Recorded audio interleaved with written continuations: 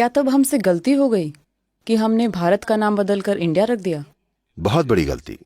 क्योंकि आपको ये बात समझनी होगी, जब भी कोई किसी देश पर कब्जा करता है, कोई भी आक्रमणकारी हो, जब वो किसी देश पर कब्जा जमाते हैं, सबसे पहली चीज वो क्या करते हैं, वो आपका नाम बदल देते हैं। ये हावी होने की टेक्नोलॉजी है, ये दास बनाने की तकनीक है।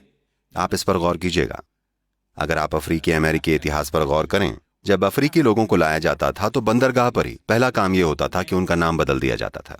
उनके जो भी अफ्रीकी नाम हुआ करते थे वो बदलकर कुछ फालतू नाम रख दिए जाते थे। हमारे साथ भी यही किया गया है। इंडिया, इसका क्या अर्थ है? इसका कोई अर्थ नहीं है। तो अगर मैं आपको एक अर्थहीन नाम दे दूं तो आप मेरे सामने एक अर्थहीन बेवकूफ व्यक्ति बन जाएंगे, क्योंकि मेरे पास एक अर्थपूर्ण नाम है, मेरी एक परंपरा है, मेरी एक सभ्यता है। आपके पास कुछ नहीं है। तो इस तरह से हम इंडिया बन गए हैं। सबसे पहली बात यह है कि देश की धारणा हर किसी के मन में रच बस जानी चाहिए, क्योंकि राष्ट्र बस एक विचार होता है।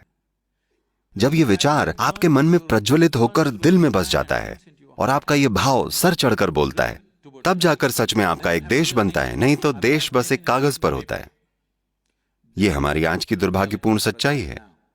तो कम से कम जब वो 1947 में गए तो पहली चीज हमें यह करनी चाहिए थी कि नाम बदल दिया जाता, और इस तरह से बदला जाता कि किसी ना किसी तरह से यह हर किसी के मन में गूंजता।